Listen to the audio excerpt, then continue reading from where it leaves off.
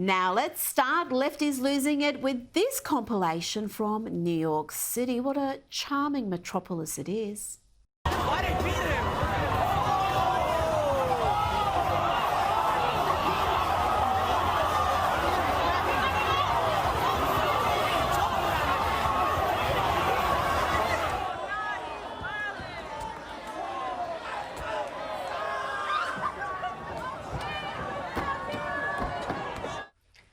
And the police were also under sustained attack from a mob who had gathered for a gaming console giveaway.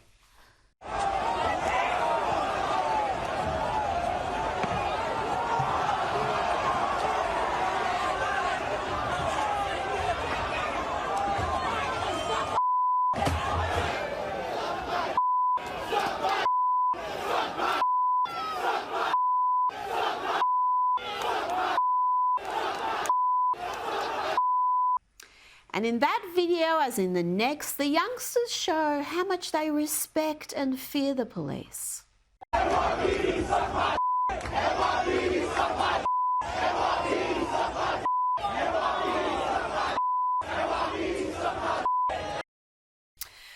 Kosha, you lived in New York for 16 years. Those images must break your heart. They do. You know, it's a sad but predictable outcome of a society where now law and order has become optional, selective, consequence-free. They knew that they could clearly see that there will be no consequences for that behavior, so they do it.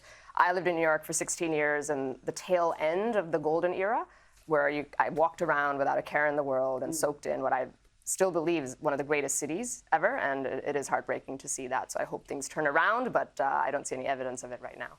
Well, it's hard to see how it is going to turn around, given the voting patterns we have seen there, seeing the DAs and just the ideology that's taken hold. Yeah, they need another Rudy Giuliani, but are they going to vote for him if they had the chance?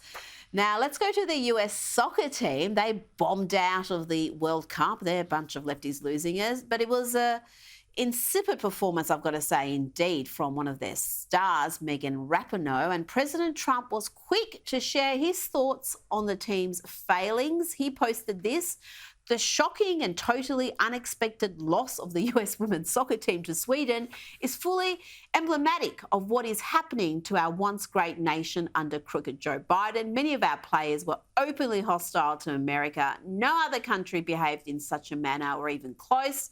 Woke equals failure. Nice shot, Megan. The USA is going to hell. MAGA. Yes, it was an awful shot by Megan, as Trump predicted all the way back in 2021.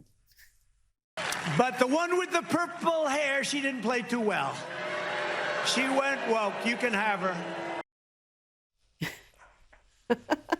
She's got different colour hair, but still nowhere near natural.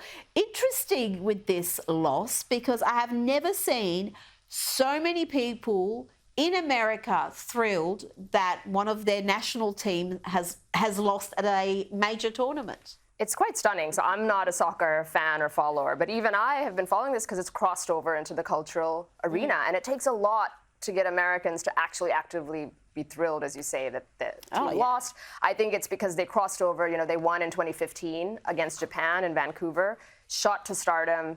People started paying attention to women's soccer only because people like winners. That's really what it's about, as opposed to necessarily the game. They repeated it in 2019. And then Megan Rapinoe seems to have made herself the face of the team and just the platform, and then branching out into all sorts of things of what that means. And then after that, if you're still a winner, people will kind of maybe tolerate the political activism. But if you are politically activated and a loser, it's not a good recipe. And I think it is a bad mixture indeed. But I've got to say, I think Megan was, even as a winner, she was rubbing up people the wrong way. Just this mad activism, taking a knee, having no respect for the anthem, no respect for the flag, and also some of the advocacy for equal pay that just was not grounded in logic or data, where you know, if you don't generate the income, you can't expect to get the income. I think the media rights are something like 20% of what the media rights for male soccer is. But they want equal pay.